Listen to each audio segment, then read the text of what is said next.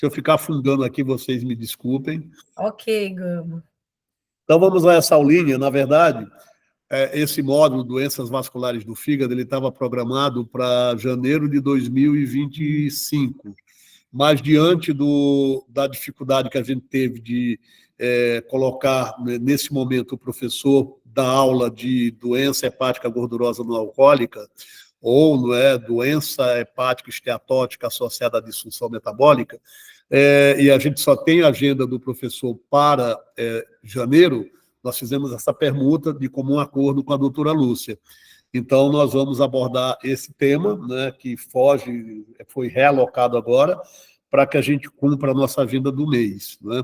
E quando a gente fala de doenças vasculares do fígado, a gente fala de uma gama de situações que inclui desde a síndrome de Budd-Chiari, passa pela trombose de veia porta não cirrótica, não maligna, pela hipertensão portal não cirrótica idiopática, hoje não é melhor denominada de doença vascular porto-sinusoidal, inclui também a síndrome de Rendi-Osler-Weber, que é a telangiectasia hemorrágica hereditária, a síndrome de obstrução sinusoidal, que é uma condição muito mais prevalente em serviços oncológicos e de transplante, e a cirrose como uma condição protrombótica. É claro que esses temas todos expostos numa aula só demandariam um tempo maior, né? Eu selecionei aqui os principais temas que eu acho que são mais relevantes a serem discutidos, então, a partir de agora, né? E quando a gente olha para as doenças vasculares do fígado, é importante a gente destacar, né, em que topografia essa doença, né, ela se encontra. Se são em grandes vasos, se são em microvasos, né, se são em vasos, né, extrahepáticos ou intrahepáticos ou suprahepáticos. Então, aqui a gente tem uma visão, né, mais ou menos geral daquilo que a gente vai abordar, que é a síndrome de Budd-Chiari, que são, obviamente, né, as doenças vasculares marcadas por trombose, né, das veias hepáticas. Nós temos aqui a trombose da veia porta, né? Nós temos aqui as doenças hepáticas, né, arteriais, né, ou, né, arteriovenosas, como a Rendi-Osler-Weber, por exemplo, e as colangiopatias isquêmicas. E nós temos deste lado aqui à esquerda, né, o acometimento de pequenas veias ou vênulas do sistema porta. E nesse protótipo de pequenas vênulas do sistema porta, nós temos hoje a doença vascular porto-sinusoidal. E quando o acometimento é primariamente, isoladamente do sinusoide, nós temos a síndrome de obstrução sinusoidal, né, que é uma condição, né, hoje, né, classicamente, a gente tem pouca experiência com esses pacientes, porque eles são predominantemente de hospitais oncológicos, de transplante de hematológicos, enfim, de uma população que é particular. Então, nós temos aqui um grupo grande, né, desses pacientes, e nós vamos chamar a atenção de algumas dessas doenças que aqui estão. E por que colocar doença vascular nesse programa, né, da especialização em hepatologia, se ela é uma doença rara, né? Ela afeta menos de 5 para cada 10 mil pacientes, mas ainda que seja assim, vejam que a população mais afeita a adoecer dessas doenças vasculares do fígado são indivíduos mais jovens, e que vão levar um fardo muito grande, não é, das complicações da hipertensão portal, não é? Então, esses pacientes, não é, são jovens, perdem qualidade de vida, né, levam aí a esses episódios recorrentes de complicações da hipertensão portal. E para se ter uma ideia, né, da melhor organização desse grupo de doenças vasculares, a gente tem como referência já em 2012 as recomendações de orientação clínica da ISO a respeito das doenças vasculares. E ali nós temos todas elas alinhadas, né, em um grande documento com a epidemiologia, com as manifestações clínicas, com o melhor método diagnóstico e como tratar cada uma delas, né? Portanto, né, esses pacientes, na maioria das vezes, estão lá no grupo das doenças hepáticas raras, sim, né? E nós vamos chamar a atenção de alguns desses blocos de doenças ao longo dessa uma hora e meia, né? E principalmente da síndrome de Budd-Chiari, da trombose de veia porta não cirrótica e não maligna, né? Vejam que quando a gente fala desses dois grandes temas, síndrome de Budd-Chiari e trombose de veia porta não cirrótica não maligna, a etiologia é multifatorial. E é interessante chamar a atenção que, na investigação, quando você encontra um fator etiológico, você não para a investigação, você tem que exaurir e buscar, né, diagnósticos associados, porque até 2 ou mais fatores protrombóticos são vistos em 46% dos pacientes com síndrome Budd-Chiari. Então, achar, por exemplo, o JAK2 como fator etiológico da síndrome Budd-Chiari, você não para aí a sequência de investigação, porque você pode ter outro fator etiológico associado. 2 ou mais fatores protrombóticos em 10% dos pacientes com trombose de veia porta não cirrótica e não maligna. E em até 18% dos pacientes com síndrome Budd-Chiari, você pode encontrar, né, mais de 3 fatores de risco ou fatores etiológicos. Então, de um modo geral, a etiologia, sim, é multifatorial, né? Um diagnóstico já etiológico, não conclui que eu só tenha aquele fator etiológico a ser definido, é necessário exaurir essa investigação. Tem um artigo que a Ana Lúcia me mandou esse final de semana, né, um artigo francês, em que o autor fala assim, é necessário, né, uma pesquisa exaustiva do ponto de vista dos fatores etiológicos ou de riscos em pacientes com síndrome Budd-Chiari e em trombose de veia porta não cirrótica não maligna. Sim, por quê? Por tudo que nós acabamos de falar ainda há pouco. Né? Vejam aqui que em 18% dos pacientes com síndrome Budd-Chiari eu posso ter mais de 3 fatores de risco. Né? E quando a gente fala de síndrome Budd-Chiari, nós estamos falando de uma doença rara, sim, né? Com média de idade aí por volta dos 46 anos, a incidência de um caso por cada, né, 1 milhão, a prevalência, né, de 1,40 para o 7,69 para cada 1 milhão de pessoas. Ela é uma desordem, sim, protrombótica e que pode ser identificada em 75% dos pacientes, né? E mais de uma condição protrombótica pode ser identificada em até 35% desses pacientes. Portanto, exaurir, estender a investigação é norma na investigação de fatores etiológicos para essas doenças vasculares que nós estamos aqui começando a discutir. No entanto, apesar de buscar, né, esse diagnóstico, né, e de performar, né, uma investigação mais ampla, 15% a 30% dos pacientes ficam sem nenhum fator de risco identificado. E aqui é importante dizer que nós vamos falar de síndrome Budd-Chiari não tumoral. Síndrome Budd-Chiari que não seja tumoral, ou por tumor maligno, ou por tumor benigno, ou por massas compressivas no território, né, da veia hepática. Nós vamos falar de síndrome Budd-Chiari primária, para a qual a gente busca esses fatores etiológicos que nós vamos, né, destacar daqui a pouco. Então, vejam, né, a obstrução da veia hepática, né, a trombose, majoritariamente, é o grande fator determinante dessa obstrução. É disso que nós vamos falar. Nós não vamos falar de compressão, nós não vamos falar dos aspectos das neoplasias, sejam do CHC, seja do colangiocarcinoma, nós vamos falar das tromboses secundárias a condições, né, protrombóticas. Então, os estados de hipercoagulabilidade, como as síndromes mieloproliferativas, né, algumas síndromes, né, trombóticas adquiridas, como SAF, outras hereditárias. Então, nós vamos nos concentrar, né, nesta abordagem da trombose não tumoral, não compressiva, não por massas, né, particularmente. Então, vejam aqui as diversas etiologias, né, para este conceito Budd-Chiari.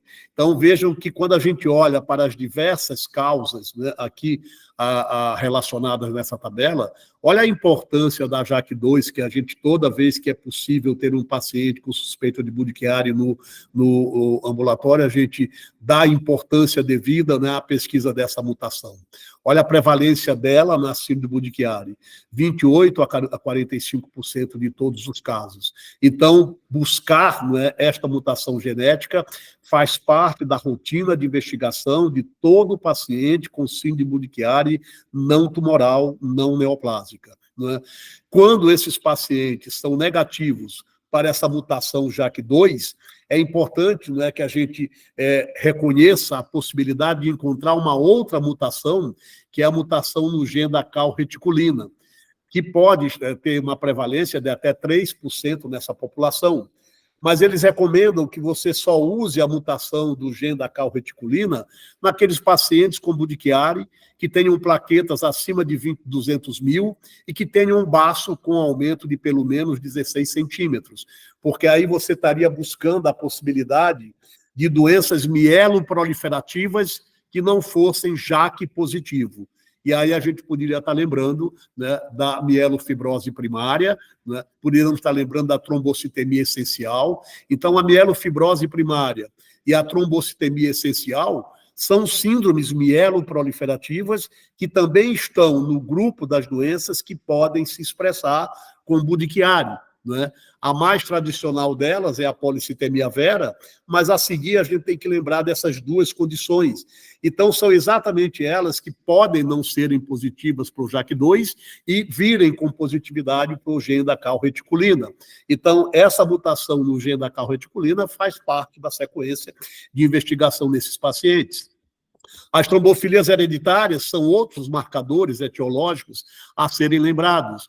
E dessas que aqui estão, mutação no gene da protrombina, mutação do fator 5 de Leiden, né, deficiência de antitrombina, deficiência de proteína C, deficiência de proteína S, vejam que a mais importante nesse conjunto aqui, e que deve ser arrolada logo na sequência, é a pesquisa da mutação no gene da protrombina, que tem uma prevalência de 12% nesses pacientes com síndrome de Budd-Chiari. Né?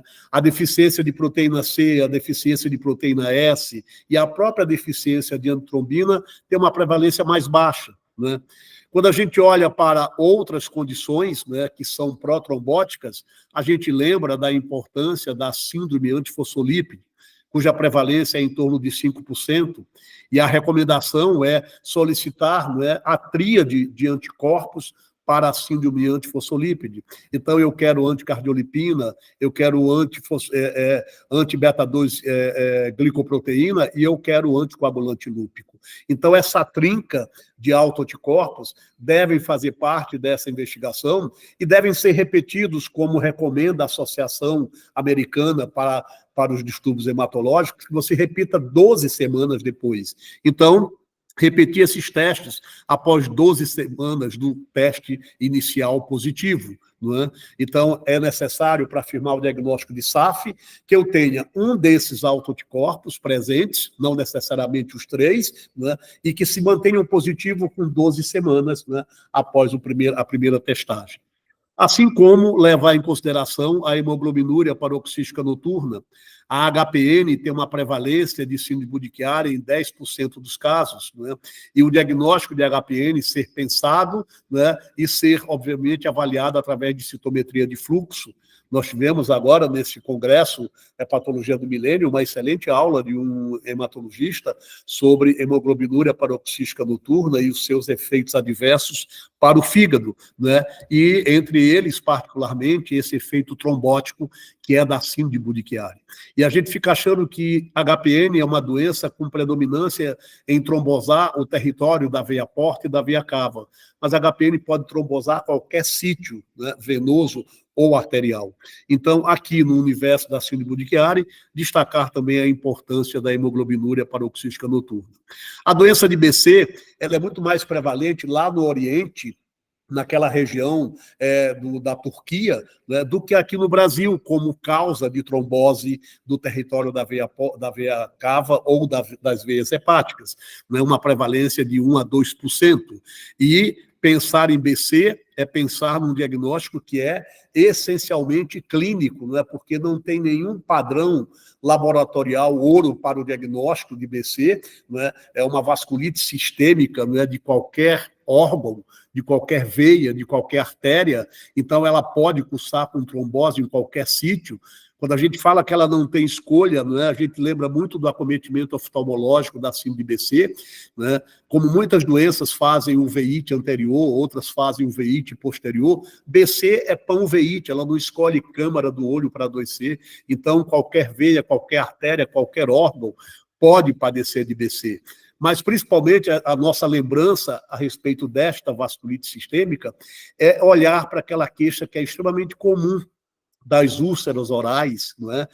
Dolorosas, 3 ou mais episódios em um ano, assim como as úlceras genitais, 3 ou mais episódios em um ano, isso ressalta a importância desse diagnóstico. É claro que BC não vem sempre assim, BC pode ser só neuro-BC, cardio-BC, então ela pode vir como uma doença setorizada, mas classicamente a gente lembra de BC com essas manifestações iniciais, aftas na cavidade oral, dolorosas, com 3 ou mais episódios ao ano, ou úlceras genitais, né, da mesma forma, com recorrência 3 ou mais episódios ao ano. Isso é importante porque, frequentemente, a gente menospreza muito as queixas de aftas na cavidade oral. E a gente já quer fazer alguma alquimia, a gente já quer atender de modo mais rápido, mas se a pergunta for adiante, é o primeiro episódio? Quantas vezes nesse ano, enfim, né, isto vai trazer, tem outras manifestações clínicas associadas, a gente vai ganhando corpo, né, para uma doença que talvez seja maior do que simplesmente a cavidade oral adoecida. Não é? Olha, a doença celíaca em 1 a 4%. Sim, a doença celíaca está aqui, já estava lá daquele documento de 2012 da Sociedade Europeia para o Estudo do Fígado, colocando lá, discretamente, no último parágrafo, lembrar da doença celíaca como causa de síndrome de Budd-Chiari. Né? Então, a doença celíaca hoje está aqui. A doença celíaca está também na doença vascular porto-sinusoidal. Nós temos 2 casos lá no ambulatório. Um já foi apresentado em sessão de terça-feira como um provável diagnóstico de doença vascular porto-sinusoidal, a única coisa que a gente encontrou naqueles pacientes, que foi doença celíaca. Né? Então, vejam aqui uma gama de causas, de condições que podem ser, né, fatores determinantes para a síndrome de Budd-Chiari primária. Né? As síndromes mieloproliferativas, as trombofilias hereditárias, né? Os estados protrombóticos adquiridos, né? E aqui nós temos outras causas que são, né, os fatores hormonais, como contraceptivos orais, né? Mas também 10 a 30%, depois de uma exaustiva pesquisa de fatores etiológicos, 10 a 30% podem ficar sem um fator etiológico definido. Fato é que, diante de um paciente com síndrome de Budd-Chiari, né, não tumoral, não neoplásico, né, síndrome de Budd-Chiari primária, é necessário, né, colocar esse painel de investigação e olhar para esses pacientes buscando sinais e sintomas que reforcem, né, um ou outro diagnóstico mais específico. E do ponto de vista da fisiopatologia, né, a síndrome de Budd-Chiari é esse fenômeno obstrutivo, esse processo obstrutivo, né, de 2 ou mais veias hepáticas, né, acarretando aí, né, um bloqueio de saída, né, uma obstrução ao fluxo de saída, né, do fluxo venoso hepático, né, aumentando o refluxo desse sangue venoso, fazendo uma doença hepática congestiva, né, e a partir dessa, né, doença hepática congestiva, os desfechos, né, se apresentam com hipertensão portal, com esplenomegalia, com hepatomegalia dolorosa pela distensão abrupta ali da cápsula de Gleason, né? A presença de ascite que pode compor, né, esse quadro, dependendo da magnitude da apresentação clínica. Budd-Chiari pode chegar, inclusive, né, a uma disfunção hepática grave, a uma insuficiência hepática, né, fulminante, se ela não for tratada, né, de pronto, ou apesar do tratamento, ela pode, né, ter um desfecho desfavorável até o transplante hepático. Então, vejam, né, essa congestão hepática venosa leva a um aumento da pressão sinusoidal, leva à dilatação sinusoidal, leva à redução do fluxo sanguíneo hepático, levando, consequentemente, a uma hipóxia celular, com necrose centrolobular e degeneração gordurosa periférica, que é chamado de fígado enóise moscada, né? E esses desfechos podem, né, eles podem ser, né, na verdade, oligosintomáticos, né, sintomáticos, mas muito graves, né? E nesse muito grave, a disfunção hepática pode se fazer presente, com uma insuficiência hepática que pode, obviamente, ter conotação de extrema gravidade. Então, essa, mais ou menos, né, a fisiopatologia da síndrome de Budd-Chiari. Tudo começa com o processo obstrutivo, né, a trombose ali, né, vascular, e o desencadeamento, obviamente, desse fluxograma que a gente aqui tem exposto. A apresentação clínica, a gente sempre acha que síndrome urticária é uma temeridade, né, para a vida. Não necessariamente, né? Vejam, né, tem um trabalho, nesse artigo francês, inclusive, mostrando que lá na França o diagnóstico de síndrome urticária pode demorar em até 6 meses, em torno de 15% dos pacientes com a síndrome. E até 6%, né, demoram ter o diagnóstico em um período de 12 meses. Então, aquelas formas que são, né, catastróficas, né, elas falam por si só. Né? Mas aquelas formas subagudas, né, são mais, né, oligossintomáticas. Né? E uma forma crônica que o paciente já chega com sinais de cirrose. Né? Então, vejam, 15% a 20% dos pacientes são assintomáticos e o diagnóstico é incidental. Então, Budd-Chiari não é uma tragédia para todos os casos. Né? Então, a manifestação clínica ela será mais ou menos florida de acordo, né, com a forma mais aguda, a obstrução mais completa e, consequentemente, as consequências maiores do ponto de vista vascular. Vejam vocês aqui, e quando a gente olha para esses pacientes sintomáticos, a ascite está presente em 83% deles, a hepatomegalia em 67% deles, a dor abdominal em 61%, e essa dor abdominal geralmente diz respeito à distensão da cápsula de Gleason. Né? A presença de varizes esôfago-gástricas já estão ali documentadas em mais de 50% desses pacientes, e é importante chamar a atenção, né? Vamos olhar para o exame físico de forma, né, propedêutica mesmo, né? Buscar sinais, né, físicos que possam nos orientar, e aqui nós temos grosseira e circulação colateral cava-cava, não é? Nós temos aqui, não é, paciente com ascite, com grossas circulações colaterais, enfim, esse é perceptível, mas os pequenos detalhes precisam ser buscados também. Então, de um modo geral, a clínica desses pacientes, ela é, obviamente, mais ou menos fortuita ou muito significativa, na dependência, obviamente, da forma de apresentação da doença. E os sinais e sintomas mais comumente vistos estão aqui relacionados. Então, o diagnóstico eu preciso suspeitar. Eu preciso suspeitar, né, que eu estou diante de um paciente com síndrome de Budd-Chiari. E a suspeita pode ser, né, um quadro agudo de uma ascite num paciente previamente sadio. Né? Pode ser uma hepatomegalia dolorosa junto a essa ascite, com alteração de bilirrubinas, né, com piora do estado clínico, com uma síndrome de resposta inflamatória sistêmica associada. Então, é necessário, né, pensar naquele momento, né, o que está acontecendo com o teu paciente. Então, suspeitar de síndrome de Budd-Chiari.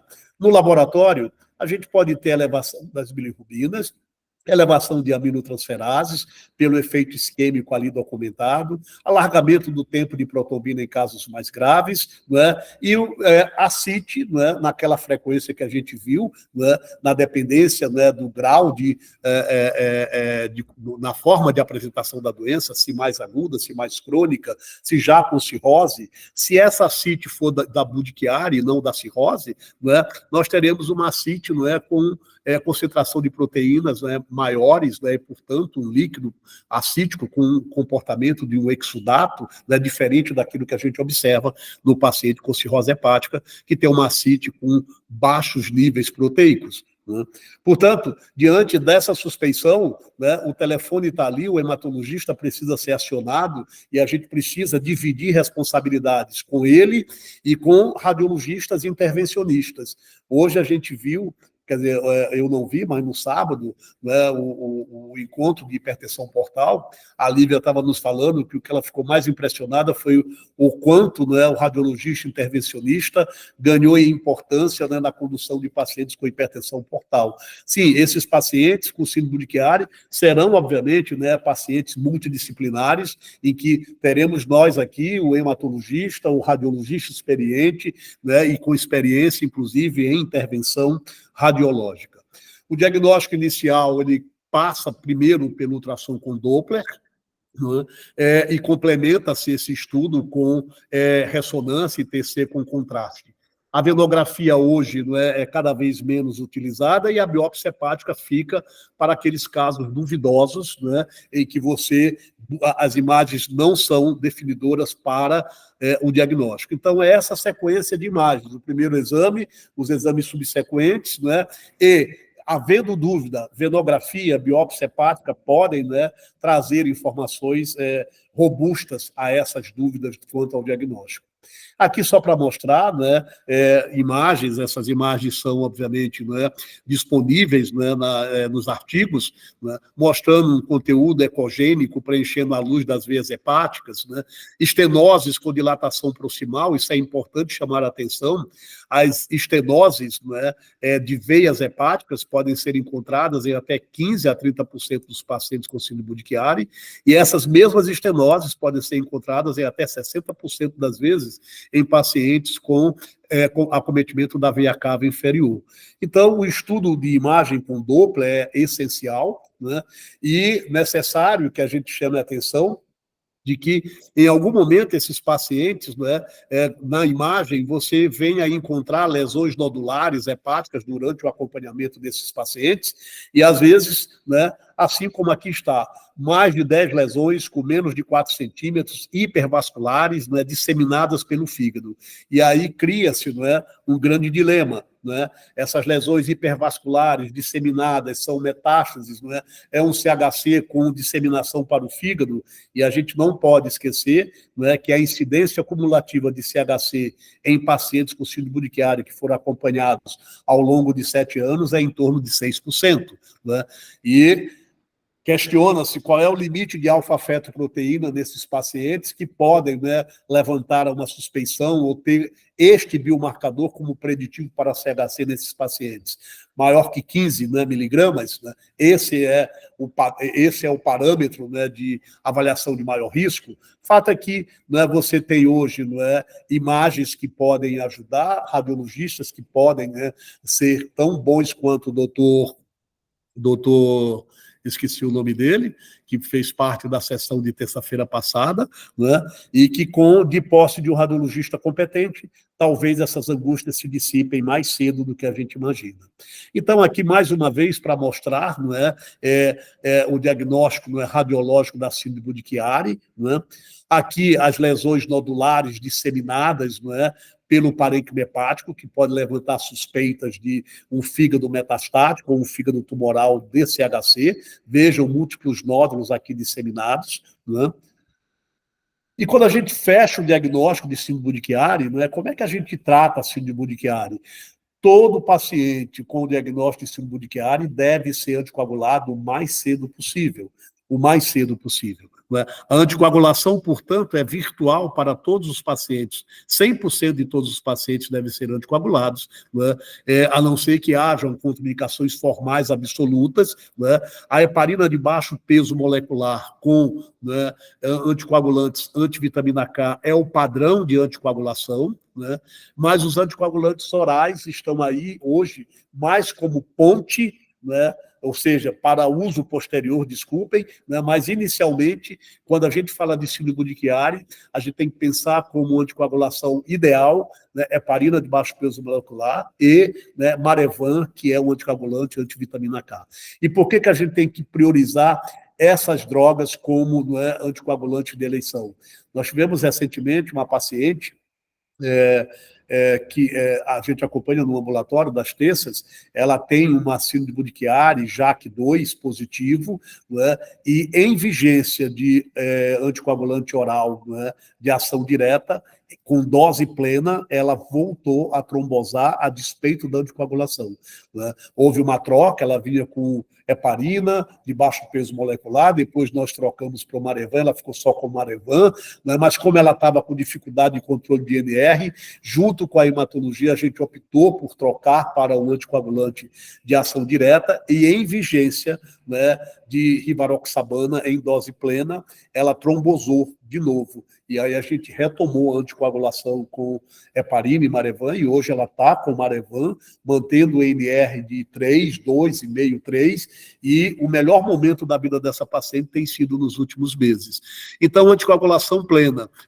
Mas a gente tem que lembrar que esses pacientes têm uma trombose com indicação absoluta de anticoagulação, mas que a gente tem também que avaliar de pronto o quanto eles têm de risco de sangrar por uma hipertensão portal ali associada. Então, a avaliação quanto ao risco de sangramento, ela vem antes da anticoagulação. E se houver, né, varizes prontas para serem ligadas, efetivamente elas devem ser ligadas e a anticoagulação pode esperar. Então, esse cuidado em olhar para o paciente, quem é meu paciente? Síndrome de Budd-Chiari. Ele deve ter hipertensão portal, ele deve ter varizes de esôfago, vamos rastrear varizes esôfago-gástricas, estimar risco de sangramento e só depois, então, anticoagulá-los com segurança. Então, 100% desses pacientes serão candidatos à anticoagulação. Não é? A angioplastia, não é naqueles pacientes com estenoses curtas. A gente disse que na trombose das veias hepáticas, até 30% dos pacientes podem ter essas estenoses. E lá na trombose da veia cava, até 60% das vezes. Então, essas angioplastias podem se fazer necessárias, né, como um método de desobstrução ali e melhor perfusão. Agora, é necessário discutir isso com o radiologista, avaliar da indicação precisa e da experiência de quem vai fazer. Da mesma forma, 40% dos pacientes com Budd-Chiari podem ser candidatos ao TIPS, né? E o TIPS já não é uma modalidade terapêutica que venha a dificultar o sucesso do transplante hepático. 10% dos pacientes com síndrome Budd-Chiari poderão ser candidatos ao transplante hepático. Quem determina, obviamente, a sequência desse tratamento? A evolução clínica. Né? Se você não consegue compensar o teu paciente com as medidas de anticoagulação adequada, né, ou angioplastia, né, esses pacientes mantêm-se sintomáticos, você deve, né, avaliá-los quanto à indicação para o TIPS. Né? Se esses pacientes fazem uma catástrofe clínica, com uma insuficiência hepática grave, né, esses pacientes podem ser candidatos já diretamente ao transplante hepático, e isso ocorre em 10% das vezes. Né? Portanto, né, além do tratamento da síndrome Budd-Chiari, é fundamental que a gente identifique quem é o fator etiológico, ou quais são os fatores etiológicos.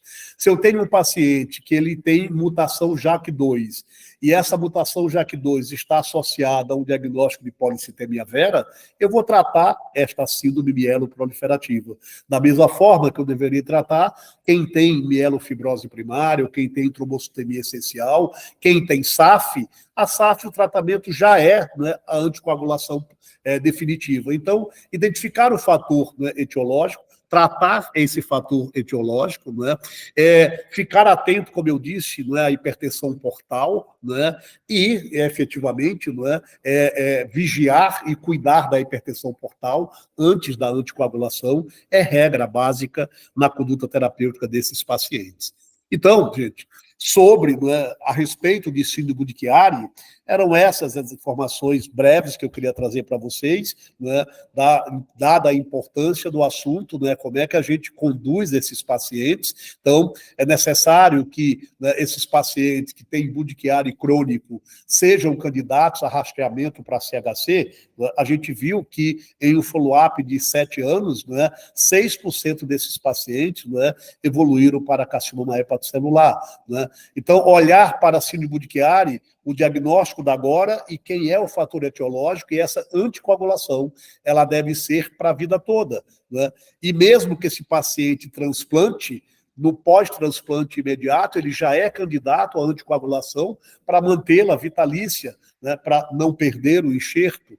Então, conduzir Budd-Chiari, obviamente, né, traz, né, essa obrigação de olhar para o diagnóstico, olhar para o fator etiológico, tratar com anticoagulação, prevenir risco hemorrágico na hipertensão portal, né, e olhando para o fator etiológico determinante, né, estabelecer, né, o tratamento vitalício a esses pacientes. Nós vamos, então, né, ao segundo tema que eu escolhi para essa aula, dentro desse grande universo das doenças vasculares do fígado, a trombose de veia porta não cirrótica não maligna. Né? Quando a gente fala de trombose de veia porta, ela efetivamente ela é uma condição comum em pacientes com cirrose. né? A gente toda hora está vendo um paciente com portador de cirrose hepática que a gente se surpreende entre aquele ultrassom feito há 6 meses atrás para rastreio de CHC e esses 6 meses agora, vindo lá com uma trombose de veia porta que não era documentada no anterior, num paciente que não expressou sinais e sintomas, né, ou se o fez, foi de forma modesta, nem chegou a ir ao pronto-socorro para uma avaliação de urgência. Então, a trombose de veia porta é uma condição comum em pacientes com cirrose. Vejam a prevalência dela, 5 a 24% em estudos que utilizam ultrassom e em 6 a 46% de pacientes cirróticos que foram a estudos de autópsia. Mas a trombose em pacientes sem doença hepática, ela é incomum. E sua real prevalência a gente desconhece, né? Mas de vez em quando a gente tem lá no ambulatório um paciente com uma trombose de veia porta não cirrótica, né? Um jovem que já chegou aos 20 anos de idade e tem trombose desde os primeiros meses de vida. Então, foi canalização da veia umbilical, né, com trombose subsequente do sistema porta, né? Outras causas que a gente busca, inclusive não encontra o fator etiológico. Então, é um diagnóstico negligenciado. Por quê? Porque, na maioria das vezes, esses pacientes são óligo ou assintomáticos. Vejam que em 85% dos casos de trombose de veia porta em pacientes não cirróticos, né, e não associados, obviamente, a malignidades, né, as únicas manifestações, por vezes, são essas de uma resposta inflamatória sistêmica, uma taquicardia, uma temperaturazinha que sobe, uma leucocitosezinha discreta no hemograma, né? Então, essa resposta inflamatória sistêmica, às vezes, é o único dado. E aí se pergunta, o que está acontecendo com esse paciente? Se a gente não investigar, se a gente não for adiante, né, não valorizar aquela dor abdominal insuspeita, não pedir um ultrassom com Doppler naquele momento, você perde esse diagnóstico, né? A dor abdominal está presente em 90% dos casos. Então, uma dor abdominal, não é, recente, com sintomas gerais, né, de uma síndrome de resposta inflamatória sistêmica, né? Um exame físico do abdômen ali talvez encontre um fígadozinho aumentado de tamanho doloroso. E aí eu vou pedir testes hepáticos e eu vou encontrar alterações ali, né, modestas, talvez, dos testes hepáticos, mas eu não vou me furtar de fazer uma ultrassonografia na emergência e, de preferência, com Doppler, né? Então, diante, não é, desses, vejam como os achados são, não é, são subclínicos, não é? Sears em 85% dos casos, dor abdominal 90% dos casos, e a CIT, 50% dos pacientes podem fazer a CIT, mas é uma CIT que só o ultrassom vai enxergar, que minha mão não consegue detectar, né, pela maciçez móvel, muito menos, né, pelo sinal do piparote ou pelo semicírculo de Skoda, que já seriam métodos propedêuticos para grandes ascites. Então, tudo ficará escondido se eu não procurar, né? E com a disponibilidade das imagens, vejam como o diagnóstico cresceu, né? 50% a 70% dos casos de trombose de veia porta aguda, né, têm sido diagnosticados mais recentemente, exatamente por essa, né, essa vontade de chegar à investigação. Tem dor abdominal, tem sintomas ali constitucionais, né? Palpei o abdômen, vi um fígadozinho ali doloroso, eu tenho que fazer uma ultrassonografia com Doppler. O exame de imagem vem de bom grado e nos traz essas informações, né? Mesmo que eu não esteja pensando em TVP aguda. Eu pedi ultrassom porque eu vi um fígado aumentado de tamanho, doloroso, alterações dos testes hepáticos, isso que me levou ao exame de imagem. E a surpresa vem com o laudo do radiologista. Isto corresponde a uma trombose da veia porta. Então, vejam vocês aqui, aí, da mesma forma que nós falamos, não é, dos fatores etiológicos para a síndrome de Budd-Chiari primária, aquela que não é neoplásica, aquela que não é compressiva, né? Da mesma forma, aqueles fatores etiológicos, eles cabem aqui também na trombose de veia porta não cirrótica, não maligna, né? Vejam aqui a frequência, né, das trombofilias hereditárias e das trombofilias adquiridas, quando a gente olha para os pacientes com trombose de veia porta. 35%, né, de frequência de trombofilias hereditárias e 19%, né, nas trombofilias adquiridas. E é importante a gente analisar esses fatores etiológicos, porque você veja, quando a gente fala de trombofilia adquirida, nós estamos falando de SAF. Veja como a SAF é muito mais prevalente, não é, na síndrome de Budd-Chiari do que na trombose de veia porta. Né? Olha como o JAK2, não é? Assim como as neoplasias mieloproliferativas, são muito mais prevalentes, né, na síndrome de Budd-Chiari, quando a gente compara com a trombose de veia porta. Olha os fatores hormonais, olha os contraceptivos orais, né, 44% de frequência. A gravidez, né, não tem nenhuma relação inicial com trombose de veia porta, mas tem, né, com síndrome de Budd-Chiari. Outros fatores sistêmicos, né, com síndrome de Budd-Chiari, né, e não tem relação com trombose de veia porta. Fatores locais, 21%, né, de frequência na trombose de veia porta. Que fatores locais são esses? Né? Doenças inflamatórias intraabdominais, uma pancreatite aguda, por exemplo, né? Uma esplenectomia, por exemplo. Né? Então, nós temos aqui alguns fatores que são importantes, né? Outros mais com TVP, outros mais com síndrome de Budd-Chiari, mas é necessário que nessa abordagem do diagnóstico da trombose de veia porta não cirrótica, não maligna, a gente entre nesse universo também das trombofilias hereditárias, das trombofilias adquiridas, das neoplasias mieloproliferativas, em que a mutação JAK2 é de suma importância para essa avaliação. Além, obviamente, de considerar que é uma mulher e que vinha usando anticoncepcional, né, que é um paciente que tem um hemograma pancitopênico, né, um paciente pancitopênico, anemia, leucopenia, plaquetopenia, né, que pode, inclusive, vir, né, com algum grau de hemólise. Né, esse paciente, né, e trombosando, esse paciente deve ser incluído na possibilidade diagnóstica de hemoglobinúria paroxística noturna. Às vezes, a única manifestação clínica de um HPN é uma anemia pancitopênica. E aí você vai olhar reticulócitos, ele tem reticulocitopenia, mas ele não é ferriprivo, né? Ele não é megaloblástico, ele não tem carência de B12 nem de folato, né? E aí tem aquela anemia pancitopênica com algum grau de hemólise, né? Porque a série ali, não é, HPN, vive menos e hemoliza mais cedo. Então, nesse conjunto de dados, olhar para todos os fatores ali clínicos associados é importante, né? E vale considerações quanto a uma suspeita diagnóstica. Muito bem. E como é que a gente classifica, né, ou quais nomenclaturas a gente utiliza para descrever uma trombose de veia porta? Né? Antigamente a gente falava trombose de veia porta aguda, trombose de veia porta crônica. Eles resolveram mudar, né? E mudar, mas é a mesma coisa, porque aguda era até 6 meses, crônica após 6 meses. Eles preferem que a gente chame recente e crônica. Né? Agora, é importante, sim, né, que a gente avalie aqui essas outras, né, denominações desta nomenclatura. Oclusão completa, né, obstrução total do lúmen da veia, né, oclusão parcial, com mais de 50% de obstrução do lúmen, oclusão mínima, menos de 50%. Transformação cavernomatosa, né, colaterais porto-portais, né, grosseiras, né, que não se originam, né, da veia porta. É progressiva, estável ou regressiva? Progressiva quando há um aumento do trombo, né, ou progressão da oclusão. Estável quando você tem ali, não há nenhum incremento ali da oclusão vista em exame anterior. E regressiva, né, quando você tem, obviamente, ali recanalização progressiva, né, do trombo e uma evolução com a imagem mostrando sinais evidentes de recanalização.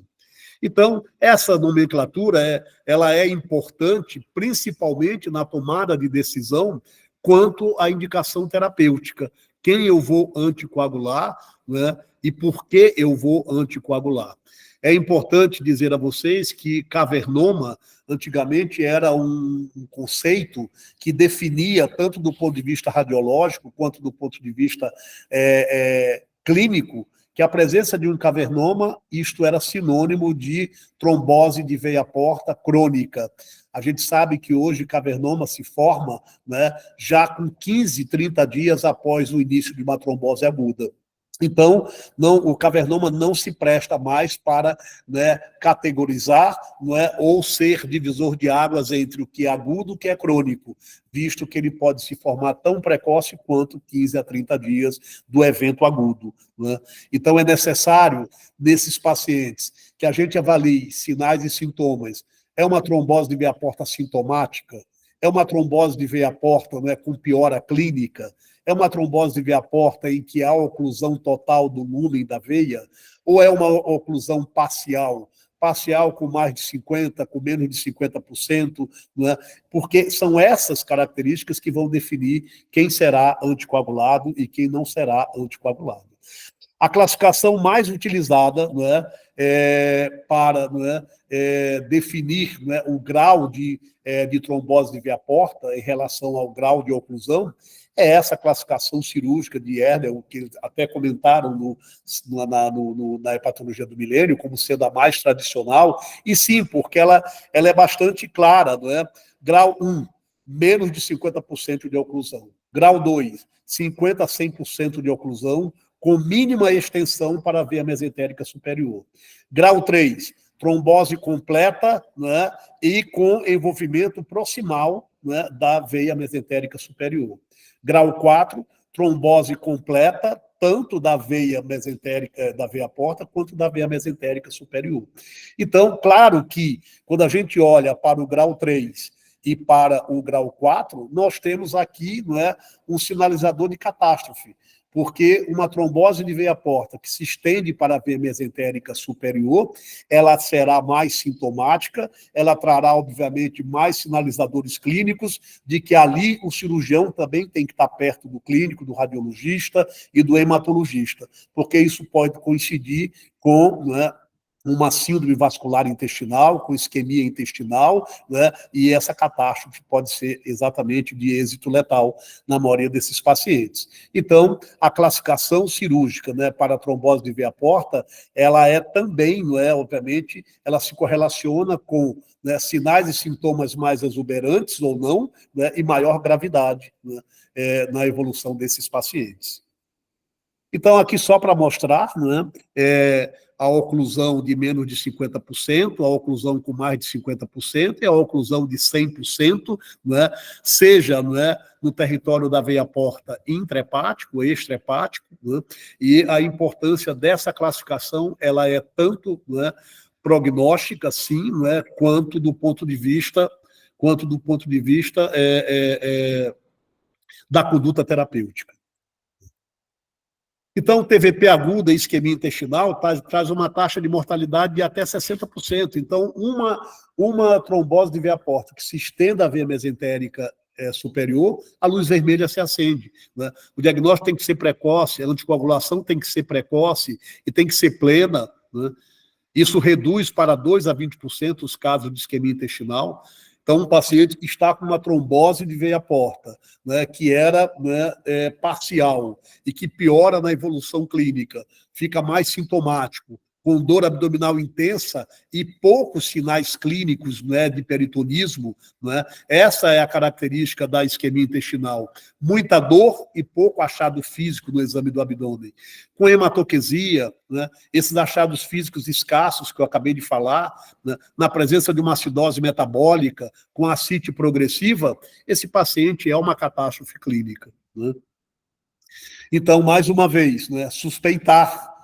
Ultrassom com Doppler é o exame inicial, mas não é o definitivo, porque eu posso, né, precisar estender, na maioria das vezes a gente estende, né, essa investigação para exames de imagem mais apurados e mais específicos. Eu quero avaliar o local da trombose, a extensão da trombose, o grau de obstrução e a cronicidade do coágulo, né?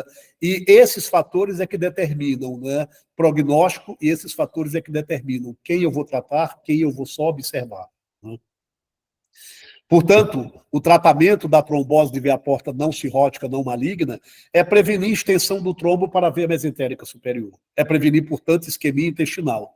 E, obviamente, o tratamento visa, nesses pacientes com indicação precisa de tratar, recanalizar a veia porta e prevenir, consequentemente, o desenvolvimento de hipertensão portal ou de cavernoma, porque esses cavernomas podem levar à biliopatia portal, né, que é uma complicação da evolução desses cavernomas, né, em muitos pacientes. Como eu disse lá na síndrome de Chiari, os cuidados pré-tratamento, avaliar varizes esôfago-gástricas, avaliar risco de sangramento, tratar, né, para depois anticoagular. Se esses pacientes tiverem, né, sinais de infecção, né, mostrando febre, leucocitose, desvio para a esquerda, sinais incontestáveis de que ali tem um processo infeccioso em curso, provavelmente esse paciente está complicando com pileflebite séptica, e aí a adição de antibiótico de amplo espectro, né, é necessária e mandatória, e também, da mesma forma, o uso mais precoce possível. Então, aqui um algoritmo proposto para o manejo da trombose de veia porta aguda. Dor abdominal, não é, e CIRS, inflamação sistêmica ou fator trombofílico identificado. Confirme a trombose de veia porta através de um exame de imagem, na sequência ultrassom com Doppler, depois, né, uma tomografia ou uma ressonância, né, discuta com o radiologista, rastreie causas gerais e locais. As causas gerais são aquelas que nós falamos, as trombofilias hereditárias adquiridas, né, as síndromes mieloproliferativas, né, o uso de anticoncepcionais, hemoglobinúria paroxística noturna, tudo aquilo que a gente falou. Rastreie causas gerais e locais e, de pronto, não é feito o diagnóstico, e para aquele que tiver indicação precisa de anticoagulação, que são os sintomáticos, e com trombose que se estende para a veia mesentérica superior, esses devem ser anticoagulados de imediato. Iniciar a heparina de baixo peso molecular, de acordo como recomendam todas as diretrizes de anticoagulação, né? Adicionar antibióticos se houver suspeição de pileflebite ou de tromboflebite séptica, né? E em casos, né, de sinalização de que há, né, critérios clínicos e de imagem para uma síndrome isquêmica intestinal, né, discutir laparotomia de urgência com um cirurgião experiente. Se não, a monitorização ali, né, rigorosa, diária, permanente, né, buscando gradativamente a melhora do teu paciente. Portanto, né, quando a gente olha para a trombose de veia porta não cirrótica, não maligna, e toma a decisão, obviamente, tem o diagnóstico em mãos, vou anticoagular ou eu vou só observar? Naqueles que são assintomáticos, que têm trombose parcial, não oclusiva, sem extensão para a veia mesentérica superior, você pode tomar a conduta só de observar. Na dependência, obviamente, de quem causou aquela trombose. Porque se eu encontrar uma trombofilia hereditária, uma trombofilia adquirida como SAF, eu terei que anticoagular pela doença subjacente. E essa anticoagulação deverá ser definitiva ao longo da vida, né? Vejam o tempo que leva para a recanalização da veia porta, em torno de 6 meses. Né? O tempo que leva a recanalização das veias mesentéricas e esplênicas, em até 12 meses. E por que esse tempo é importante? Porque se você puder parar a anticoagulação, a pergunta que fica é: até quanto tempo eu vou usar anticoagulante, né, se for uma trombose de veia porta? Né? Eu vou usar até no máximo 6 meses. Né? Se for trombose de veia mesentérica ou esplênica, há pelo menos 12 meses, porque demora mais tempo a recanalização. Então, essas perguntas são importantes, essas respostas também são necessárias. Então, vejam vocês que cerca de 55% daqueles que não recanalizam, 12% deles desenvolvem, né, hemorragia digestiva por varizes de esôfago em 2 anos e 10% desenvolvem ascite em 2 anos. E a colangiopatia portal em 30% dos casos em 1 ano. Esse cavernoma, né, portal, dessas colaterais portais grosseiras, elas podem comprometer ali, fazer uma obstrução ali, parcial ali em torno do hilo hepático, levando à colestase, à icterícia crônica, né? Então, com elevação de enzimas canaliculares, inclusive. Então, essa é uma consequência, né, do que o cavernoma pode trazer a esses pacientes ao longo do tempo. Falamos, então, sobre trombose de veia porta, não cirrótica, não maligna, falamos de síndrome de Budd-Chiari. Eu sei que é muito assunto, eu sei que já são 20 horas, mas me permitam mais meia horazinha, se possível, né? E depois a gente abre para as perguntas. Claro que vai ter um monte de dúvidas, então perguntas se fazem necessárias. Nós vamos falar agora da trombose da veia porta no paciente cirrótico. Essa aulazinha eu dei há uns 3 anos atrás, num congresso aqui da PEF, e a pergunta o objetivo era indicações e desafios da anticoagulação. Né? E quando a gente falou, né, nesse momento a respeito deste assunto, nós chamamos a atenção para o passado e o presente. Não é? e eu não gosto muito dessa palavra, mudança de paradigma, mas é exatamente isso, né? O passado e o presente sobre o estado de coagulação de um paciente cirrótico. O passado dizia que, né, o paciente cirrótico tem um prejuízo da coagulação. Portanto, ele é um paciente auto-anticoagulado. E, consequentemente, ele era um paciente de alto risco de sangramento, né?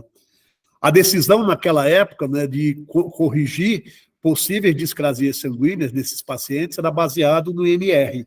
E a gente sabe que o NR não é o marcador laboratorial perfeito ou ideal para avaliação da coagulação do paciente cirrótico, né? Então, tinham esses mitos que eram verdades para aquele momento, né? E o que é o presente, né? Hoje nós sabemos que há mecanismos compensatórios, né, na história natural da coagulação do paciente cirrótico. Essa coagulação ela é tênue, mas ela tem um equilíbrio ali também, não é, que é mantido através desses mecanismos compensatórios. A gente sabe que o paciente cirrótico é um paciente de baixo risco de sangramento. O cirrótico sangra essencialmente pela ruptura das varizes esôfago-gástricas, né? Faz sangramento crônico pela gastropatia hipertensiva, mas não é um paciente que tenha na rotina da sua história natural epistaxe, hematoquesia, hematúria, não, nada disso, né? Então, é de baixo risco de sangramento. E ao contrário do que não se sabia lá no passado, hoje a gente tem certeza que esses pacientes são de risco trombótico, né, e que é necessário avaliar o cenário clínico laboratorial de cada paciente em particular, para avaliar quem é que está ali com maior risco de sangrar, maior risco de trombosar, né.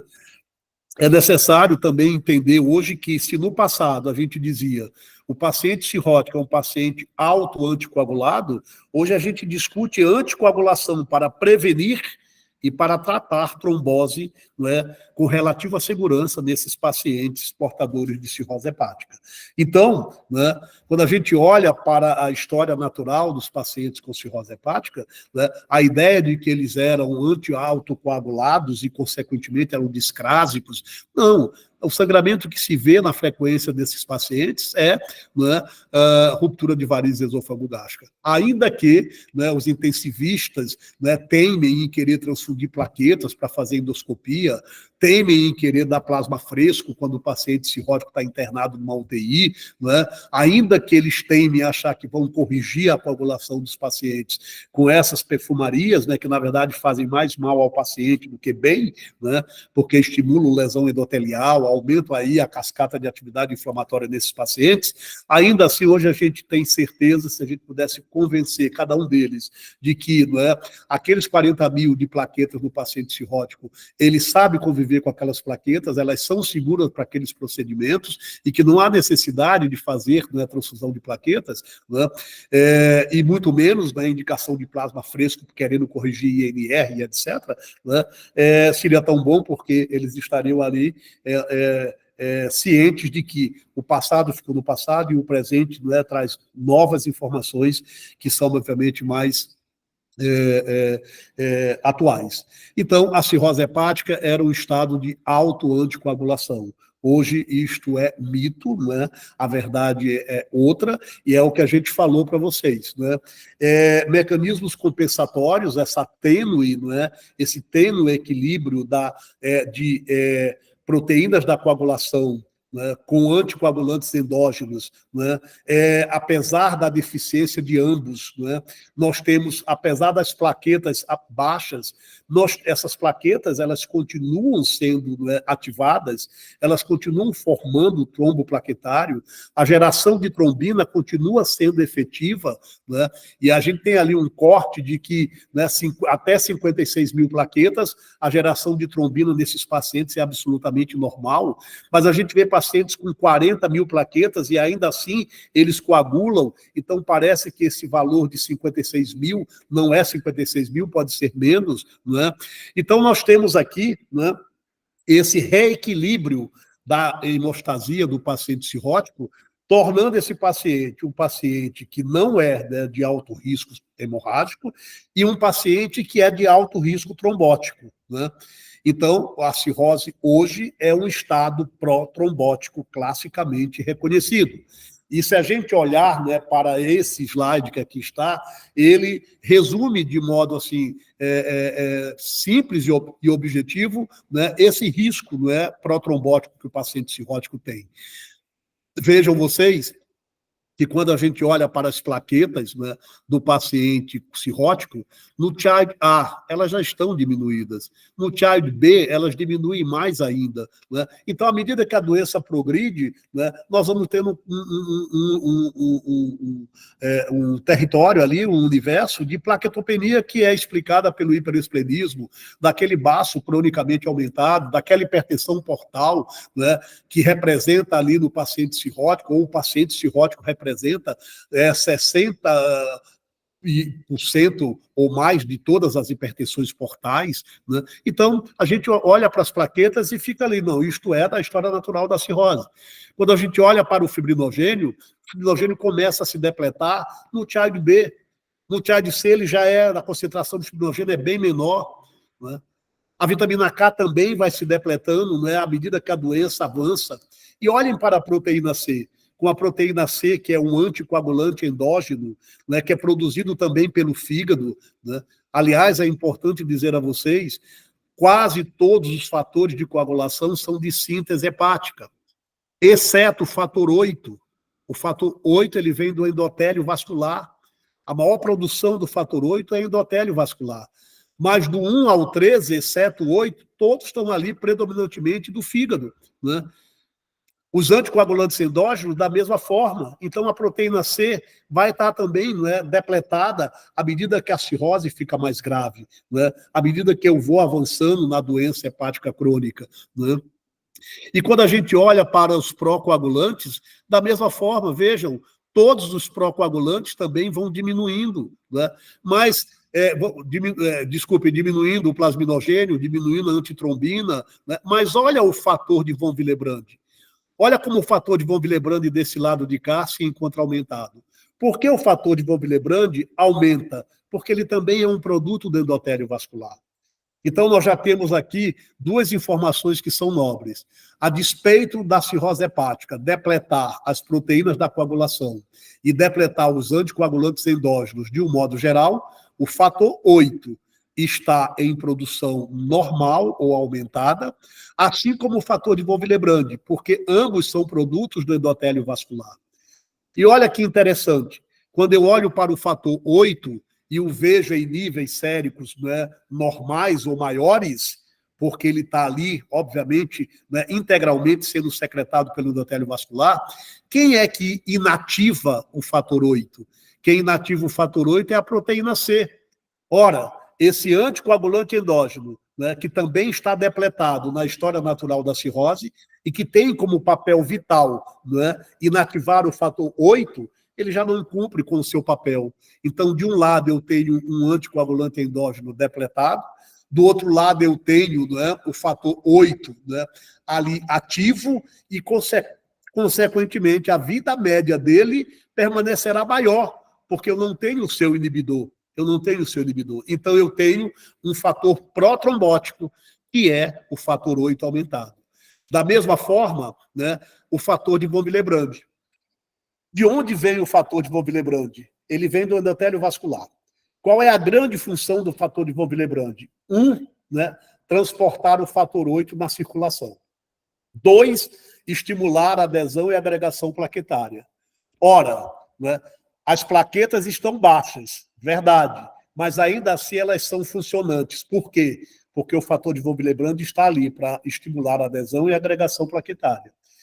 E se não bastasse isso, a vida média do fator de von Willebrand ela é maior do que na população não cirrótica. E por que é maior? Porque existe no cirrótico uma deficiência de uma metaloprotease que é clivadora do fator de von Willebrand, chamada ADAMTS13. Essa metaloprotease clivadora do fator de von Willebrand está deficitária no paciente cirrótico. Consequentemente, a vida média dos polímeros do fator de von Willebrand permanecerão maior tempo ativas na circulação e, consequentemente, estimulando a adesão e agregação plaquetária. Então, a gente pode dizer que, de um modo geral, no que diz respeito à cascata de coagulação, nós temos 3 fatores protrombóticos. O fator 8, que está em níveis normais ou aumentados, o fator de von Willebrand da mesma forma, e as plaquetas que, embora numericamente abaixo do valor de referência, elas estão, cronicamente ou perpetuadamente sendo ativadas, fazendo adesão e agregação plaquetária, como normalmente fariam, pela ação do fator de von Willebrand. E, consequentemente, a deficiência da metaloprotease, chamada ADMTS13, que estaria ali para clivar os polímeros do fator de von Willebrand e inativá-los, ela não está de forma adequada e funcionante no paciente cirrótico. Então, eis porque o paciente cirrótico, de um modo geral, ele é protrombótico. A cascata de coagulação, os fatores da coagulação, colocam muito bem esse conceito claro para a gente. E essa trombose da veia porta, como a gente já falou, ela pode ser parcial, com menos de 50% da obstrução, ou com mais de 50% da obstrução, ela pode ser oclusiva total, com 100% de obstrução. Aquela classificação que a gente já havia mostrado antes. Então, a trombose de veia porta é uma complicação comum na cirrose hepática.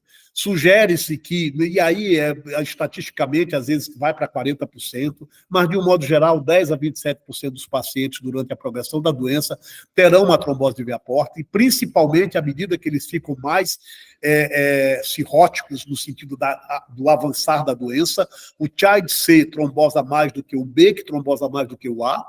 O risco relativo de desenvolvimento de trombose de veia porta no paciente cirrótico é 7 vezes maior em comparação à população geral.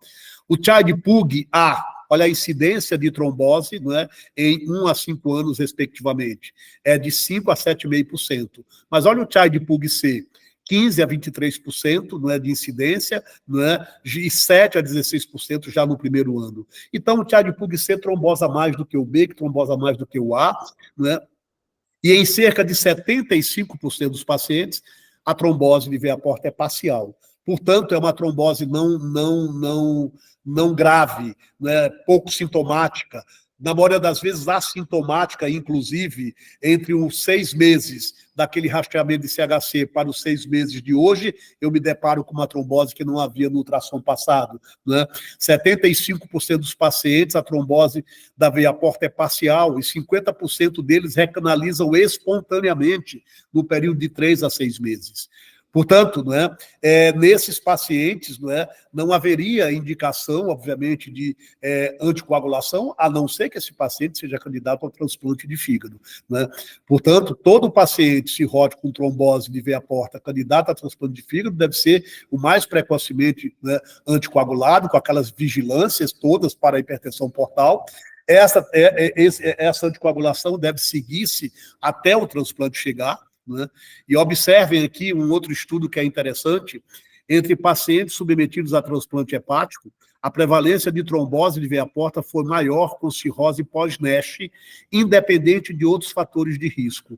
E a gente se pergunta, será que provavelmente isso decorre de um território endotelial mais cronicamente inflamado, em quem tem NASH, porque tem obesidade, porque tem uma doença inflamatória sistêmica? Então, talvez por isso esses pacientes sejam mais trombóticos do que outros cirróticos em comparação. E aí, quando você vê aqui os fatores patogênicos ou os fatores de risco para a trombose de veia porta no paciente cirrótico, nós já vimos aqueles que são relacionados à cascata de coagulação. O fator 8 no cirrótico é o fator protrombótico, porque ele vem do endotélio. O fator de von Willebrand é um fator protrombótico, porque ele vem do endotélio. A despeito de plaquetas baixas, o fator de von Willebrand continua estimulando a adesão e agregação plaquetária. Do outro lado, eu não tenho a metaloprotease clivadora do fator de von Willebrand, então ele fica mais tempo ativo na circulação. Então, esses fatores nós já falamos. Mas vejam como existe fatores aqui associados como endotoxemia, né? O próprio CHC em conjunto ali, mas ali seria uma trombose tumoral, né? A disfunção do endotélio, que a gente acha que é muito mais prevalente na cirrose pós-NASH, né? Pós-escleroterapia, há trabalhos mostrando um risco maior de trombose naqueles que foram submetidos à escleroterapia. Nos usuários crônicos de beta-bloqueadores não seletivos, isso é sempre uma questão de dúvida, mas está sempre se colocando como um fator patogênico aí, mas todo paciente cirrótico com hipertensão portal clinicamente significativa deve usar, né, beta-bloqueador, e hoje preferencialmente o carvedilol, que é a droga de escolha, mas de tudo que aqui está, né, inclusive buscar trombofilias adquiridas, a gente quase nunca encontra, né, porque a cirrose trombosando via porta, a etiologia classicamente é a própria cirrose, né, não dá muito trabalho, né, definir, né, esse fator etiológico, mas eu queria chamar a atenção aqui da redução do fluxo, da velocidade do fluxo portal, né. Este é um outro fator que é um fator local, não é? E que faz a gente lembrar, não é, da tríade de Virchow. Não é? Esses pacientes têm, não é, estase venosa, a velocidade de fluxo portal é invariavelmente nesses pacientes que trombosam, ela é abaixo de 15 centímetros por segundo, né? Então ali a estase venosa, né, da tríade de Virchow, contribuindo ali para o fator protrombótico do sistema porto-mesentérico. No congresso, né, agora, da Hepatologia do Milênio, eu ouvi uma orientação que eu achei muito interessante, eu até estava conversando com a Lívia e a Ana Laura, hoje à tarde, enquanto eu fiquei lá, de uma transplantadora de fígado lá do Rio de Janeiro, que eu não vou lembrar o nome, ela sugerindo que todos os pacientes cirróticos com uma ultrassonografia com Doppler, com uma velocidade de fluxo inferior a 11 centímetros por segundo, fizesse um exame de imagem mais específico, buscando trombose no território portal, né? Então, a gente sabe que a velocidade de fluxo menor que 15 centímetros por segundo é um fator protrombótico, alinhado, consequentemente, àqueles fatores da cascata de coagulação. Mas eu não sabia que, abaixo de 11, né, você deveria incrementar o exame de imagem buscando ali trombose no território portal, né? Fica aí essa menção do que ela disse lá naquele momento. Então, vejam, olha a incidência de trombose de veia porta em pacientes cirróticos. E no primeiro ano, 4,6% a 12,8%. Em 10 anos de evolução, 38,7%, não é, desses pacientes, não é, em torno de 8 a 10 anos de evolução da cirrose hepática. Então, quanto mais avançada é a cirrose, mais risco eu tenho desse paciente trombosar. Então, a vigilância fica maior, qualquer dor abdominal, qualquer manifestação ali, não habitual, será que isto não é uma trombose, de veia porta? Um ultrassom com Doppler fatalmente nos ajudaria. Olha como os assintomáticos não são poucos. Por quê? Porque a maioria das vezes ela é parcial. Ela é parcial, né? Ela não se estende para a veia mesentérica superior. Então, até 62% desses pacientes são assintomáticos. Dos 38% a 50% que são sintomáticos, geralmente são esses sintomas frustros de dor abdominal, de uma piora de ascite. Por que meu paciente cirrótico piorou a ascite? Ou por que ele fez ascite agora, se ele não tinha ascite, ou tinha uma ascite grau 1 no ultrassom? Então, essas perguntas devem ser feitas para a gente, de novo, olhar exame de imagem e ver se ali não é a trombose da veia porta um fator de descompensação desse paciente. Olha a regressão ou resolução, como a taxa é alta, chega até 75%. A doença é estável, 45%, e a progressão só em 7,2%. Essa é a história natural da trombose de veia porta no paciente cirrótico, né? E aqui só para dizer daquelas denominações que a gente já tinha dito lá atrás. Aguda agora virou recente, a crônica continua crônica com mais de 6 meses, né? Oclusão completa quando não identifica o lumen da veia, no ultrassom com Doppler, né? Oclusão parcial maior que 50% ou menor que 50%. Transformação cavernomatosa com grosseiras veias colaterais porto-portais, né? E na evolução do trombo em relação à resposta ao tratamento, né? Progressão, né? Estabilização ou regressão. A mesma coisa que a gente falou anteriormente lá no diapositivo anterior. Muito bem. E o que dizer da anticoagulação no paciente cirrótico? Hoje ela é segura, né? Hoje a gente sabe do benefício dela, né, para tratar a trombose, né, aguda da veia porta, naqueles que têm indicação precisa.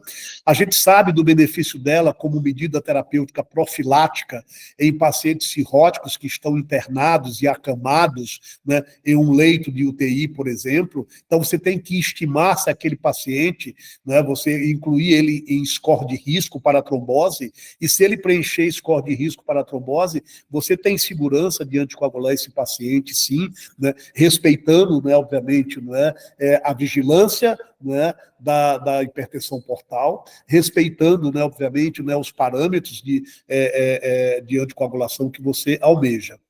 Então, esse é um trabalho mostrando, né, que o uso, né, profilático de anticoagulação muda a história natural da cirrose. Né? A gente não sabe, né, se isso no futuro será uma recomendação clínica, mas o fato é que, né, quando você faz, né, anticoagulação profilática, né, você diminui, né, a translocação bacteriana, você diminui o desenvolvimento de hipertensão, de trombose de veia porta, você diminui descompensação da cirrose. Então, você interfere positivamente na sobrevida desses pacientes. Né? Da mesma forma, quando você anticoagula o paciente cirrótico que tem trombose de veia porta, né, você recanaliza a veia porta, você diminui a translocação bacteriana, você traz impacto positivo na sobrevida desse paciente. Então, a anticoagulação no paciente cirrótico se mostrou tão próspera naquele que é só, né, de indicação profilática, naquelas medidas de novos tratamentos para pacientes com cirrose hepática, né, tem um trabalho mostrando aí, né, 18 meses de anticoagulação com heparina de baixo peso molecular, de modo profilático, né, e comparando com aqueles que não foram anticoagulados, né, estes de cá ninguém fez trombose, né, esses que não fizeram, o percentual de trombose caminhou igual ao que caminha na história natural do paciente cirrótico. E quando trombosa, né, e se há indicação precisa de anticoagular, a resposta é, né, boa, né, reduz mortalidade, melhora a qualidade de vida desse paciente, né, e faz com que ele possa ter maior chance de aguardar o transplante hepático. Né? Quem são os anticoagulantes? Né? Aqueles tradicionais, né? A heparina de baixo peso molecular, né? O Marevan, né, que é um fator antivitamina K, né, e nós temos aqui, não é, a rivaroxabana, né, a apixabana, endoxabana, petrixaban, né, que são, obviamente, não é, anti-10A. E temos a dabigatrana, que é antitrombina. Não, não tenha dúvida nenhuma que se a gente pudesse falar assim, dos anticoagulantes, né, orais de ação direta, né, que são esses anticoagulantes novos, qual é aquele, não é, que é mais seguro, não é, de ser prescrito, não é, e mais eficaz, inclusive? Não falo nem da segurança, falo da eficácia, não é, em pacientes cirróticos. Sem sombra de dúvidas, a dabigatrana. Não é? A dabigatrana, ela tem a vantagem de ter uma maior inibição de trombina, portanto, como anticoagulante para o paciente cirrótico, ela é superior àqueles que são anticoagulantes orais anti-10A. Né? Ela é superior. Portanto, não é, seria a escolha inicial da dabigatrana. Né? Mas para quem? A recomendação é só para o Child A e para o Child B. Nenhum dos anticoagulantes, né, orais, né, novos podem ser prescritos para Child C. Então, naquele que é C, eu vou usar a anticoagulação tradicional, que é heparina, né, com o Marevan. Né, e, consequentemente, né, titular a dose do Marevan para a dose mais segura, né, de acordo com aquele NR que meu paciente já tem, que já é alargado. Né? Então, de um modo geral, os anticoagulantes são seguros, a segurança está principalmente na experiência de quem prescreve, e a segurança está principalmente, né, na vigilância do risco de sangramento da hipertensão portal desse paciente. Né? Se o meu paciente é cirrótico Child C, eu nem vou discutir anticoagulantes orais de ação direta. Eu vou discutir só a prescrição da heparina com o Marevan. Né? Se ele é Child A ou Child B, né, a seleção natural vai recair, né, da dabigatrana, sem sombra de dúvidas, se comparado com os demais. Por quê? Porque ele é o mais potente anticoagulante para o paciente cirrótico, né? Ele tem maior inibição de trombina. A desvantagem é que eu tenho que ajustar pela função renal, né? E hoje nós já temos antídotos, né, que podem ser utilizados, né, tanto para o dabigatrana como para o apixabana, edoxabana. Nós temos antídotos hoje que podem ser disponíveis em grandes centros, né, para inibição dessa anticoagulação, se assim for necessário, por alguma intervenção, por algum efeito adverso, né, da anticoagulação. Então, vejam vocês aqui, né, aqui só para mostrar, não é, a vida média do Marevan, da apixabana, da bigatrana, endoxabana, rivaroxabana, não é? Quem é que é necessário, não é, ajustar para o clearance renal, não é? Que, quando a gente olha da bigatrana, por exemplo, não é, nós temos que olhar, não é, para o ajuste, não é, da função renal, porque essa é uma desvantagem dela, que nós não temos na rivaroxabana, por exemplo, mas temos na rivaroxabana aquilo que a dabigatrana tem de melhor, né? A rivaroxabana tem uma baixa inibição da trombina, né, diferente da dabigatrana. O que a gente quer é o maior potencial de inibição de trombina, né, como um método anticoagulante para o paciente cirrótico. E aqui nós temos, não é, os antídotos, não é, para o Marevan, que é a vitamina K, que é o plasma fresco congelado. Nós temos aqui o antídoto dos inibidores do 10A, que é o andexanet alfa, e temos aqui, né, o inibidor, o antídoto da dabigatrana, que é o idarazumab, né? Esses nomes, né, complicados que nos obrigam, às vezes, a enrolar a língua.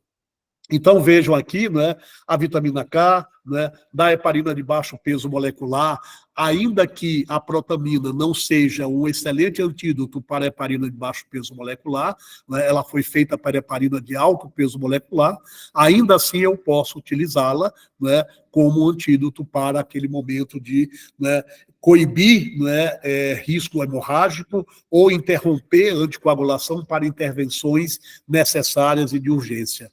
E a dabigatrana fica aqui, né? O idarucizumab, né, de 5 miligramas IV, né, que deve ser usado, sim, para reverter, né, a atividade desse anticoagulante. E dos fatores 10A, nós já chamamos a atenção, o andexanet, né, alfa, que é comum a todos eles, né? E aí, muito bem, né? Como é que a gente, o que Baveno 7 trouxe? E aí eu não vou ler, eu deixei aqui, eu não vou ler porque todos vocês têm acesso ao Baveno 7, né? Esse é o modelo mais recente de Baveno, né? E a orientação para anticoagulação na trombose de veia porta no paciente cirrótico. De um modo geral, vocês vão ler, porque todos vocês têm o Baveno 7 disponível, né? Se não tiverem, quem não tiver, eu posso mandar pelo Zap. De um modo geral, a gente pode pensar assim: quem deve ser anticoagulado na TVP do paciente cirrótico? Aquele que for candidato ao transplante hepático. Outro candidato, aquele em que a trombose se estendeu para a veia mesentérica superior. Outro candidato, aquele que, a despeito de ter trombose na veia porta, e ele é cirrótico, você encontrou uma trombofilia, seja hereditária, seja adquirida. Esses terão que ter anticoagulação vitalícia, mesmo que venham a ser transplantados no futuro, porque eles têm um fator protrombótico hereditário ou de uma trombofilia adquirida, como, por exemplo, síndrome antifosfolípide. Então, de um modo geral, são esses 3 candidatos que seriam, né, potencialmente candidatos à anticoagulação quando da trombose de veia porta no paciente cirrótico. Então, todas essas descrições estão lá, e aí eu só estaria lendo, né, e repetindo o que está ali dentro das diretrizes, né?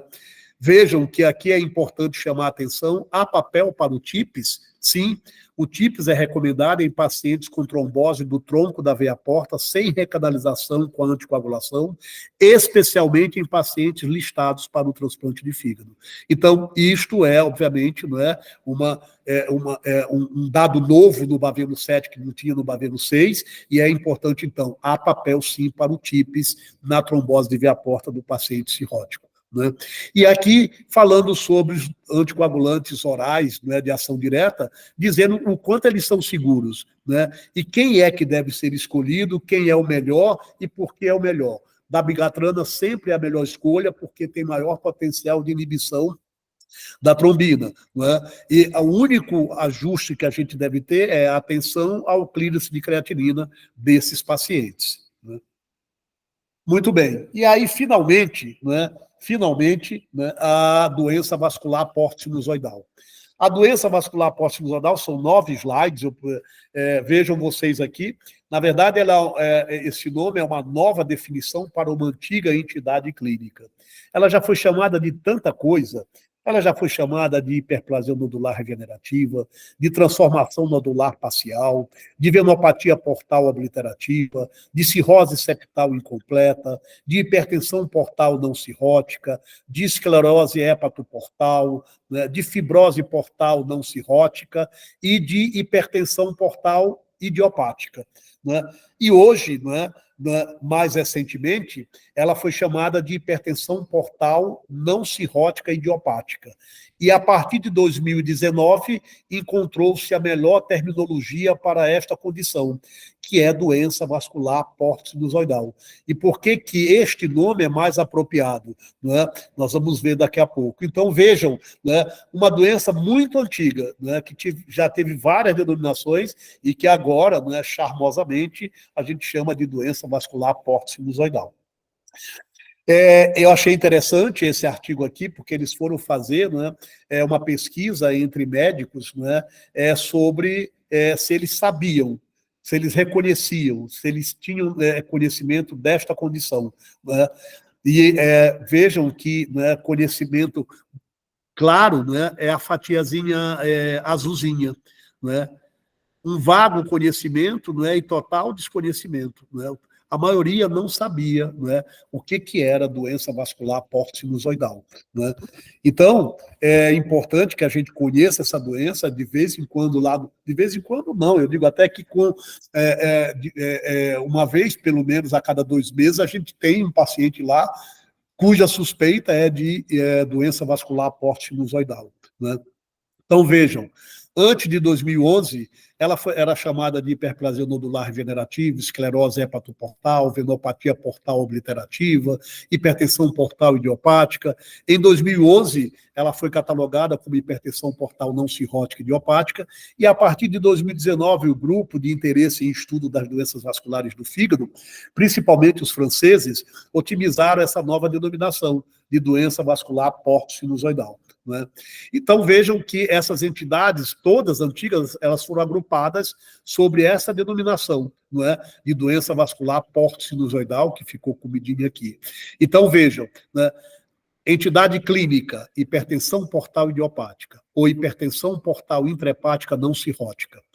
Entidade histológica, venopatia portal obliterativa, hiperplasia nodular regenerativa, esclerose hepatoportal, cirrose septal incompleta.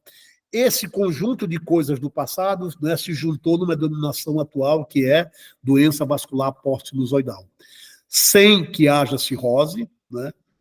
As lesões são de pequenas vênulas, né? Portanto, o nome doença vascular porto-sinusoidal é muito mais apropriado porque todas as causas que levam a esta doença agridem a microvasculatura, né, do sistema porta, as pequenas vênulas portais. Né? E aí, essa agressão ela pode vir com hipertensão portal ou sem hipertensão portal. Na maioria das vezes, a gente está fazendo o diagnóstico desta doença já na vigência de hipertensão portal. Né? Mas a gente vai começar buscando mais, né, se surpreender com o diagnóstico antes da hipertensão portal. Por quê? Porque é necessária a biópsia hepática como padrão ouro para o diagnóstico dessa condição.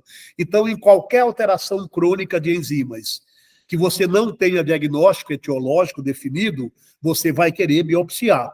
E nesta biópsia, se você tiver um patologista com a qualidade, não é, dos patologistas que nos atendem, como o Caio, por exemplo, e se ele encontrar na histologia venopatia portal obliterativa, hiperplasia nodular regenerativa, né, e fibrose septal incompleta, esta tríade histologicamente define o diagnóstico de doença vascular porto-sinusoidal. Então, você estará se antecipando a esse diagnóstico antes da hipertensão portal. Hoje, o que acontece é que a gente enxerga essa doença, né, depois que esse paciente já tem hipertensão portal.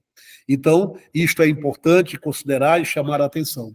Então, por que doença vascular porto-sinusoidal? Porque o sítio primário da lesão se faz nas vênulas portais e ou nos sinusoides, né? É uma hipertensão portal intrahepática pré-sinusoidal. É uma hipertensão portal intrahepática pré-sinusoidal. As doenças associadas à obstrução da veia hepática ou as doenças microangiopáticas, elas são excluídas desta definição, né? Então, síndrome de obstrução sinusoidal, por exemplo, né, fica excluída, Budd-Chiari fica excluída, né, Hendy-Osler-Weber fica excluído, né? Então, essas doenças saem, né, desse conceito, né? E para mostrar que por que doença vascular porto-sinusoidal é doença da microvasculatura portal, é doença das vênulas portais, né, que caracterizam muito bem, do ponto de vista histológico, esta condição. E quando a gente fala desta condição, 50% ou mais dos casos são, de fato, idiopáticos. Você não encontra uma causa para pelo menos 50% desses pacientes. Mas é necessário buscar, né, possíveis etiologias, entre elas, por exemplo, né, infecções como HIV, né, doenças, não é, imunomediadas, não é, como deficiência, não é, imunodeficiência comum variável, não é, poliarterite nodosa, síndrome de Poemes, né, que é aquela variante, né, do grupo das doenças plasmocitárias, lúpus, né, vasculite de Wegener, né, síndrome Sharp, que é a DMTC, a doença mista do tecido conjuntivo, várias condições hematológicas, como mieloma múltiplo, doença de Waldenstrom, síndrome mielodisplásica, síndromes mieloproliferativas, linfomas, né, linfoma B marginal, PTI, condições protrombóticas, as mesmas que a gente falou lá para Budd-Chiari e para TVP, valem aqui para a agressão das vênulas, da microtrombos ali da pequena circulação, da circulação microscópica, podendo acarretar, portanto, essa doença vascular porto-sinusoidal. Então, buscar as trombofilias se faz necessário. Alguns medicamentos, e a gente destaca aqui principalmente a azatioprina, porque é uma droga que a gente usa corriqueiramente no ambulatório, no tratamento das hepatites autoimunes, né?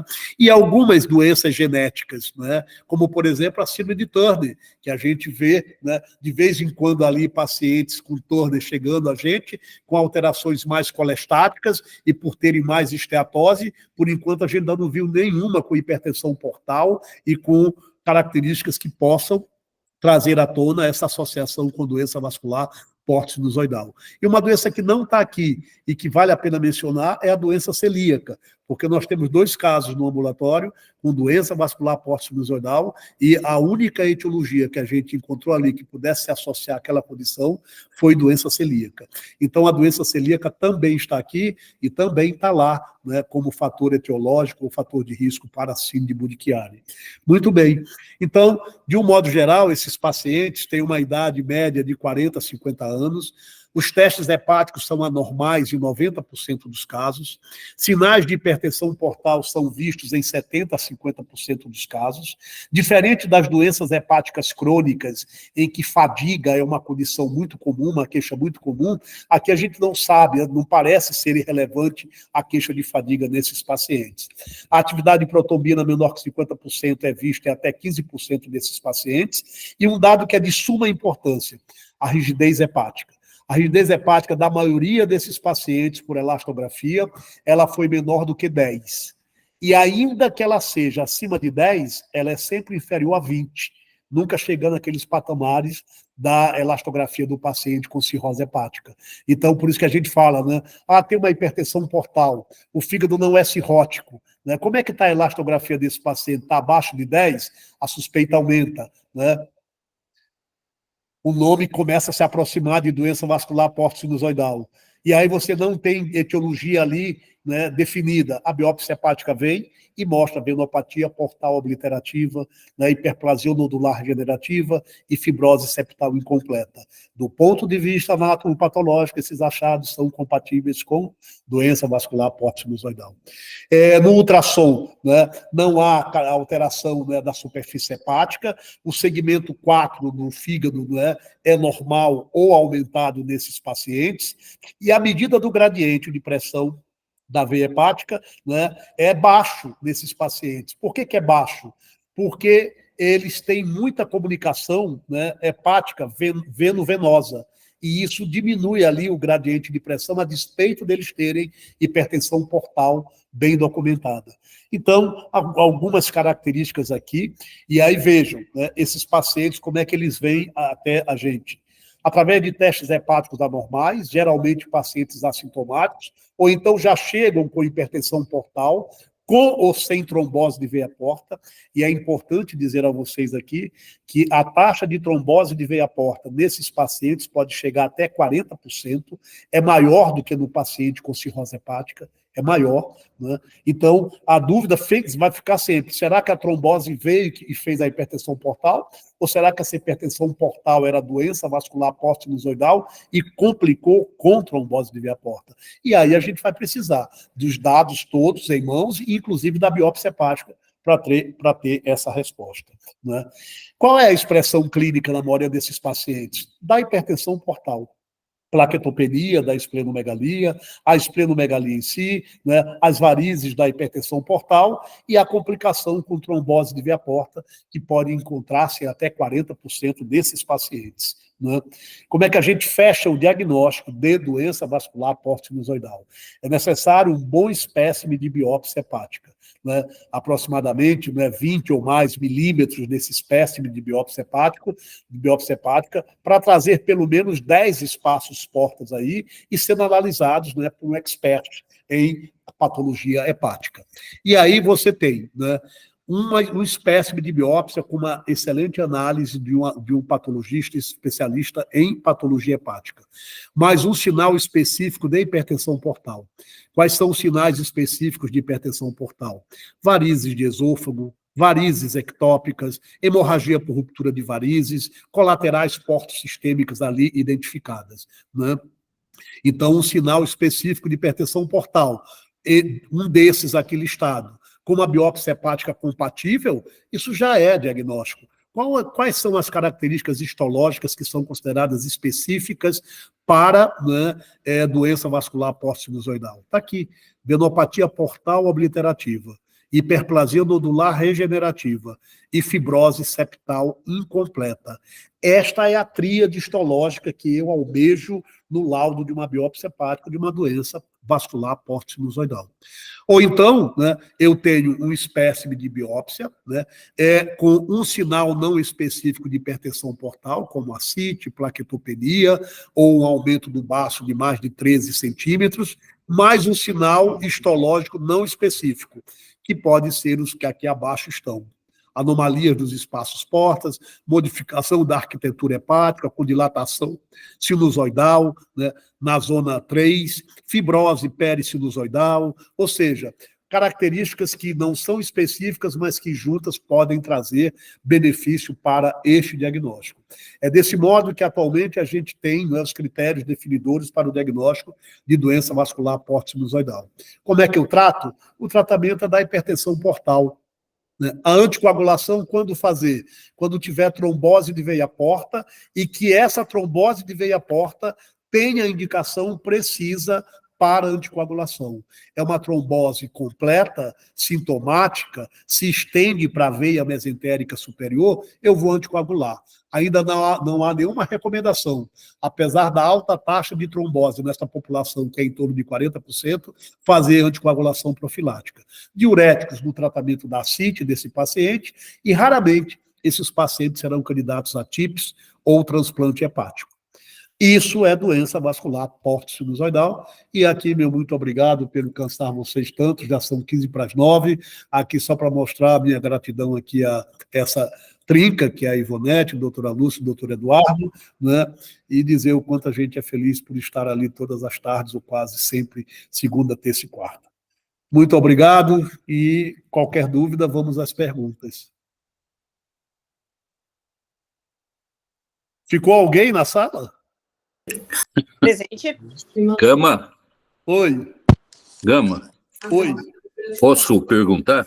Claro, Luiz.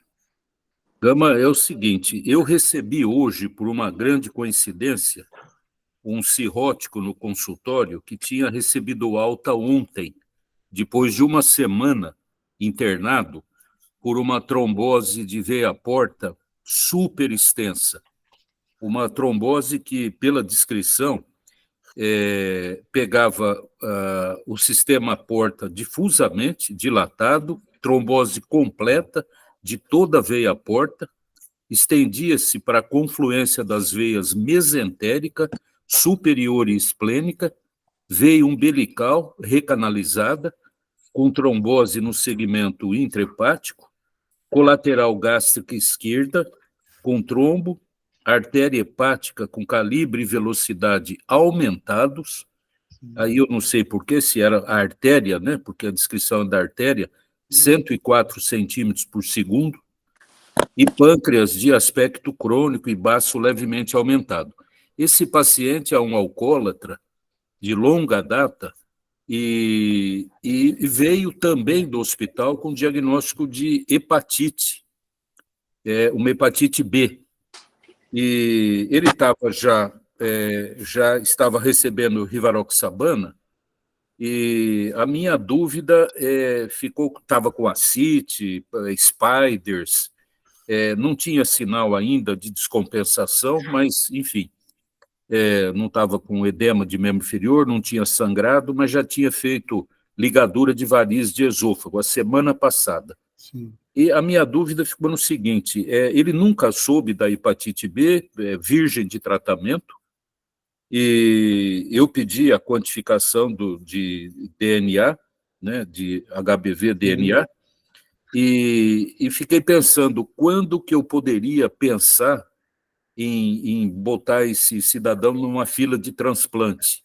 Né? O que você acha que deve fazer apenas com esses dados que eu dei, embora tenham outros mais?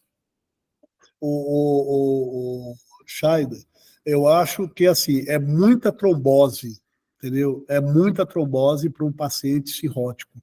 Eu acho que é fundamental que a gente, nesse paciente, não cruze os braços e diga, essa trombose é do cirrótico.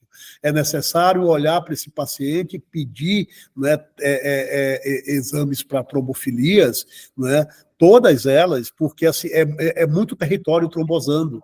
E a gente não, embora a gente saiba que o paciente cirrótico pode, como uma condição protrombótica, fazer uma trombose de panturrilha, mas se ele estiver imobilizado em um hospital, enfim, etc., né, é muita trombose, tem veia mesentérica, tem veia esplênica, tem desce, ou seja, eu faria uma avaliação, né, inicial, olhando para, né, as trombofilias, né, ver se ele não tem, né, uma trombofilia, né, ou adquirida, porque eu não sei nem qual é a idade do paciente. 45. Né, 45 anos de idade, né? Ele tá na idade da SAF, por exemplo, né? Tem menos de 50 anos de idade, mas talvez esteja velho, né, para fazer trombofilias hereditárias, né?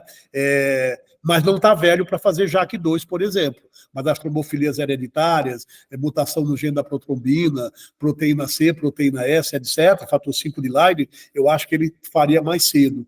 Mas eu pediria pelo menos JAK2, né, pediria a mutação no gene da protrombina, porque, né, depois de JAK2 ela é a mais prevalente, e eu pediria anticorpos da SAF, né, apesar dele ser um cirrótico.